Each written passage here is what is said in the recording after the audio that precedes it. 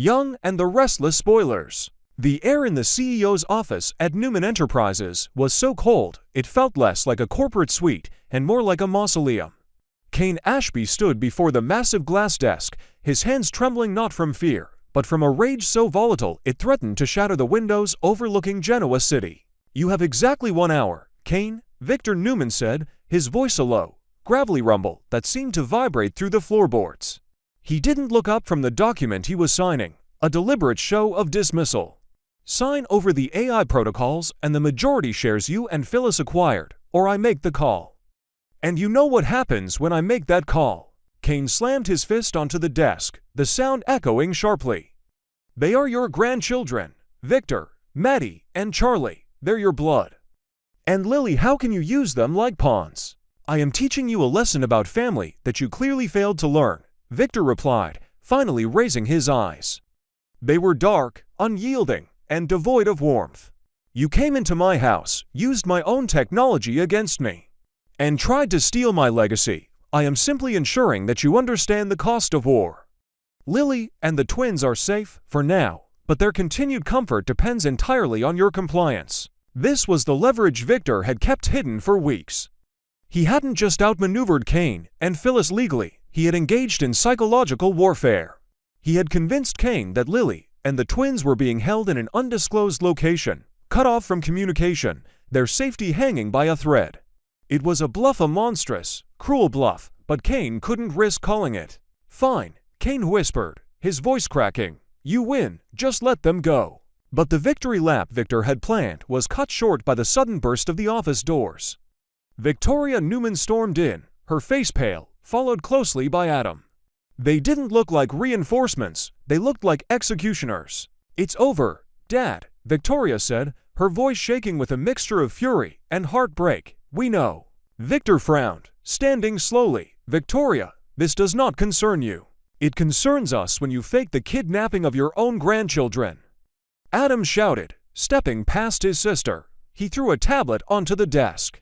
On the screen was a live feed not of a dungeon or a safe house, but of Lily, Maddie, and Charlie sitting comfortably in a hotel suite in Paris, completely unaware of the terror Kane was being put through. They thought they were on a surprise vacation gifted by Victor. "You gaslit Kane into thinking they were in danger," Adam spat, looking at his father with open disgust. "You let him believe they were being held hostage. Do you have any idea how sick that is, even for you?" Kane stared at the screen, the realization washing over him. The relief was instant, followed immediately by a tidal wave of hatred. "You lied," Kane breathed. "They were never in danger. I did what was necessary to protect this company." Victor roared, slamming his hand down. "I did what none of you had the stomach to do." "No," Victoria said, her voice icy calm. "You crossed a line that can't be uncrossed. We're done, Dad. Adam and I were formally removing ourselves from your defense. We're not protecting you anymore. You're on your own." Victor looked between his children, waiting for the flinch, the hesitation, but there was none. For the first time in decades, the Newman United Front had fractured completely. He was isolated. "Get out," Victor snarled, sinking back into his chair. "All of you. I will save this company myself." But the chaos was only beginning. Across town, in the sleek, neon-lit server room that housed the Chancellor Winters' Newman merger data, Phyllis Summers was typing furiously. She had received Kane's signal before the revelation in the Office the Go command to initiate the nuclear option. She didn't know about the exposed lie yet. She only knew they had to strike before Victor destroyed them. "You want a war, Victor," Phyllis muttered, her eyes manic as she executed the final line of code. "Welcome to the future." The program, dubbed Project Chimera, was a sophisticated AI algorithm designed by Kane to optimize asset allocation, but Phyllis had tweaked it. She had removed the safety overrides, allowing the AI to aggressively target and acquire Newman Enterprises' liquid assets. Bypassing board approval by exploiting old loopholes in the corporate bylaws Victor himself had written years ago. The lights in the server room flickered, a low hum began to build, vibrating through the racks of processors. Back at Newman Enterprises, the lights in Victor's office surged. His computer screen went black, then flashed red. "System override. Asset reallocation in progress." "What is this?" Victor demanded, hitting the intercom button. "Norma, get IT down here now." But the intercom was dead. Suddenly, the large monitor on the wall flickered to life. It wasn't a news feed. It was a stream of financial Dayton Newman Enterprises accounts. The numbers were spinning downward at a rate that defied logic. "The AI," Adam said, pausing at the door, looking back at the screen in horror. "Phyllis unleashed it. It's cannibalizing the company." "Stop it," Victor yelled at his son. "Fix it." "We can't," Adam said, a dark realization dawning on him. "It's learning. It's not just moving money. It's shorting our own stocks, liquidating assets to cover the margin calls it's creating. It's a suicide loop." The AI, designed to maximize efficiency, had determined that the most efficient way to resolve the conflict over ownership was to devalue the asset to zero. It was burning Newman Enterprises to the ground to ensure no one could fight over it. By the time the markets closed, the damage was catastrophic. The algorithms had sold off the media division, the real estate holdings, and the cosmetic lines for pennies on the dollar, flooding the market and crashing the stock price.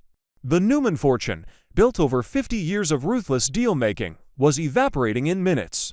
Victor sat in his chair, watching the ticker, NE minus 98%. His phone began to ring. It was the bank. Then the SEC, then the press. He ignored them all. The next morning, the headlines were apocalyptic. Newman empire crumbles. AI glitch wipes out billions. Victor stood on the balcony of the ranch, looking out over the grounds. The sprawling estate, usually a symbol of his untouchable power, now felt like a prison. The staff had been dismissed. There was no money to pay them. The accounts were frozen. The creditors were already filing injunctions to seize the property. A black sedan pulled up the long driveway. It wasn't family, it was a process server. Victor didn't move. He thought of Nikki, who had left for the spa in confusion and fear. He thought of Victoria and Adam, who had refused to answer his calls since the confrontation. He thought of Kane, who had taken his children and left town, vowing never to return.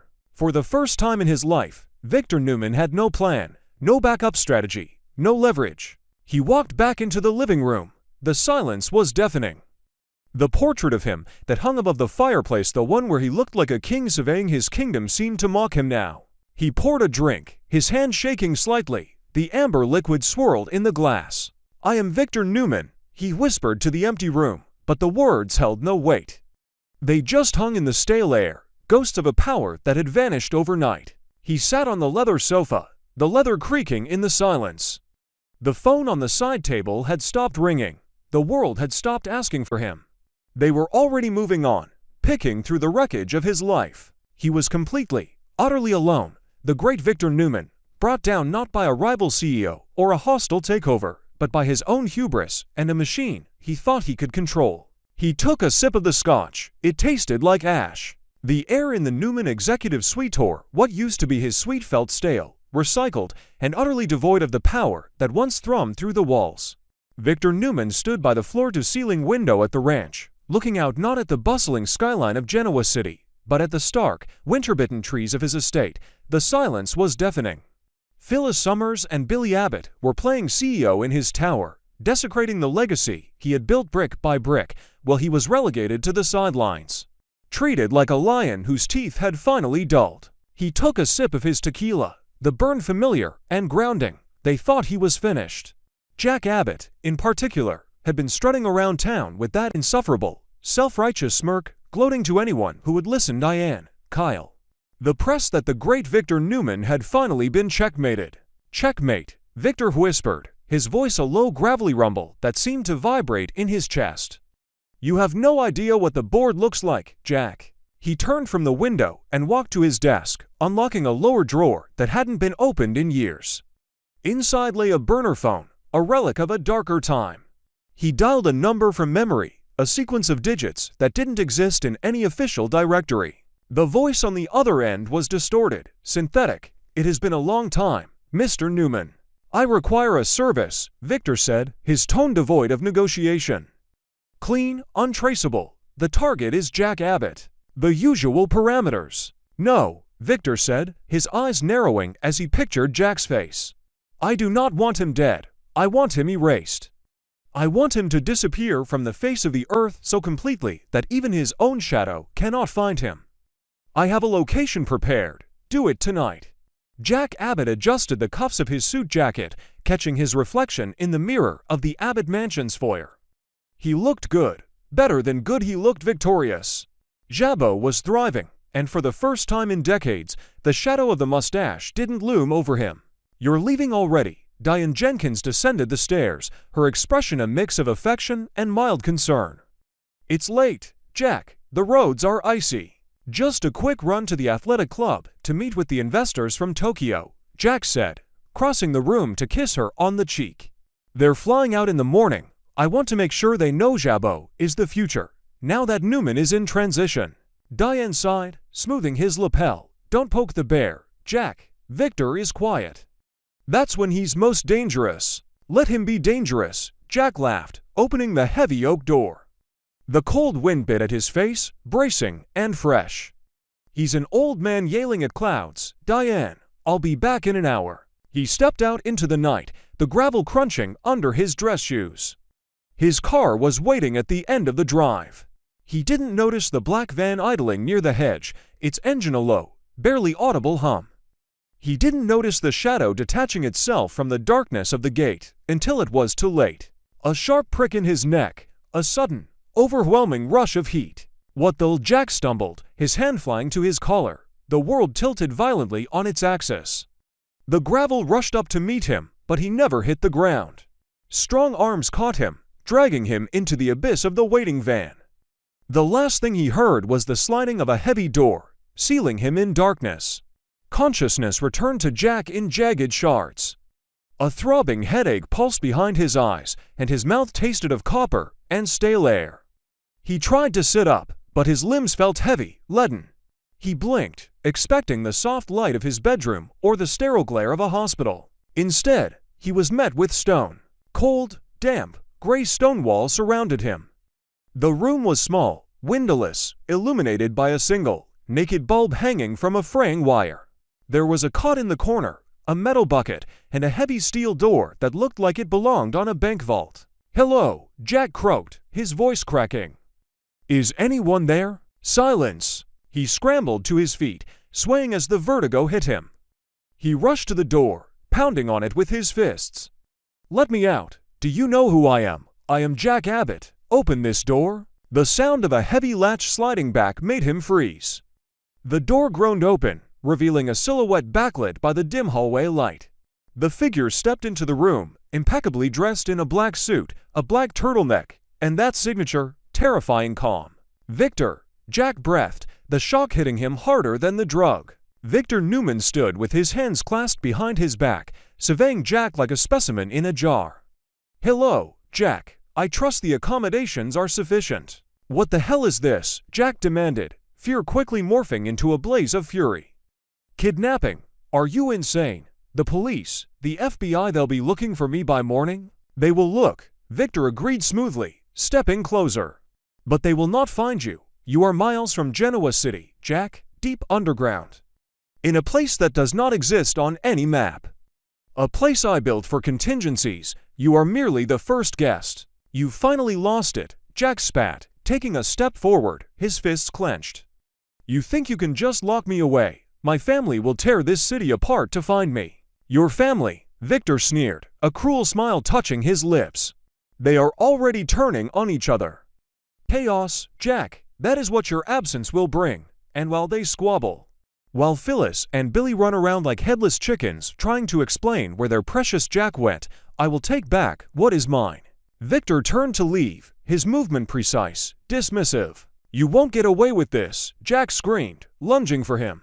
Victor didn't flinch, he simply stepped back as the heavy steel door slammed shut. The lock engaged with a sound like a gunshot, leaving Jack alone in the silence. Back at the Newman Ranch, Victor poured himself another drink.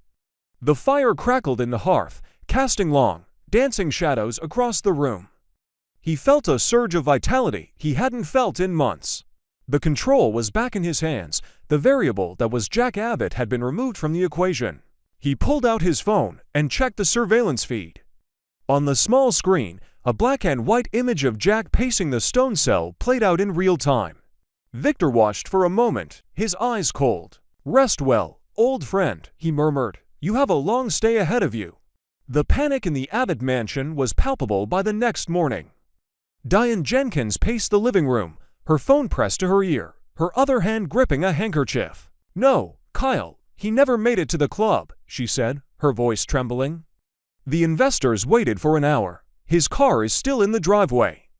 It's like he vanished into thin air." Kyle Abbott burst through the front door, his face pale, Billy trailing close behind him. "I've called the police chief," Kyle said, breathless.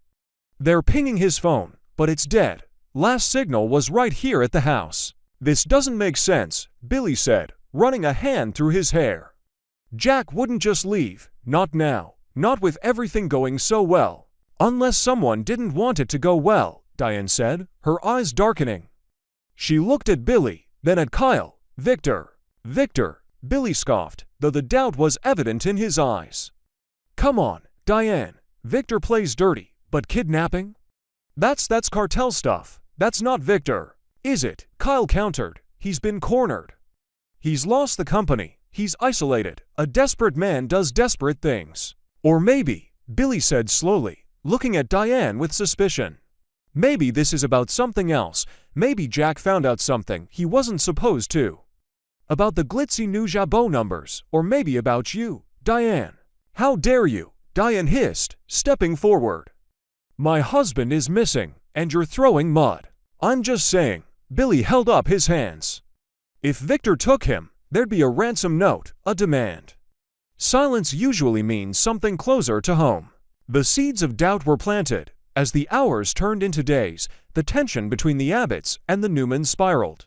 Nikki Newman arrived at the Abbott mansion later that afternoon, demanding to know why the police were questioning Victor. "My husband has been at the ranch all night," Nikki declared, standing in the Abbott foyer, facing down Diane. "He is retired, for God's sake. He is trying to heal his family, not start a war." "Your husband is a monster, Nikki," Diane shot back. "And if he has touched a hair on Jack's head, I will kill him myself." Days bled into a week. In the subterranean cell, time had lost its meaning.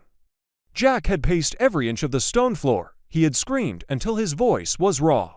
He had searched every crack in the mortar for a weakness. He sat on the edge of the cot, staring at the surveillance camera mounted high in the corner. The red light blinked at him, a mocking electric eye. "You're watching, aren't you?" Jack whispered, his voice hoarse. "You want to see me break. You want to see me beg." He stood up, walking to the wall where a small ventilation grate was bolted near the ceiling. It was too small for a man to fit through, but he could feel a faint draft. Air, fresh air. He dragged the heavy cot across the stone floor, the metal legs screeching in protest. Climbing up, he used the handle of the metal bucket to pry at the rusted screws of the grate. It was futile work. The screws were fused with age, but it gave him focus. It gave him a purpose other than despair. "I know you, Victor," Jack muttered, sweat dripping down his forehead. "You have an ego the size of Texas. You won't just leave me here to rot. You'll come back to gloat, and when you do..." He gripped the jagged edge of the bucket handle. It wasn't much of a weapon, but it was sharp enough. Victor sat in his study, the walls closing in on him in a different way. The police commissioner had just left. The questions were getting specific. They were asking about the black van seen on security footage near the highway. They were asking about a property purchase Victor had made through a shell company 20 years ago, a defunct bunker from the Cold War era. Nikki walked in, her face etched with worrying. "Victor, tell me the truth. Chance is asking questions that they don't make sense." They found tire tracks near the estate that matched the vehicle suspect in Jack's disappearance. Victor didn't look up from his paperwork. "Chance is a diligent boy. He is chasing shadows." "Is he?" Nikki walked around the desk, placing her hand over his, stopping his pen. "Victor, look at me. Everyone is saying you did this. Even Nick is looking at you with that look. If you know where Jack is, you have to end this, now." Victor pulled his hand away, his eyes flashing with a dangerous light.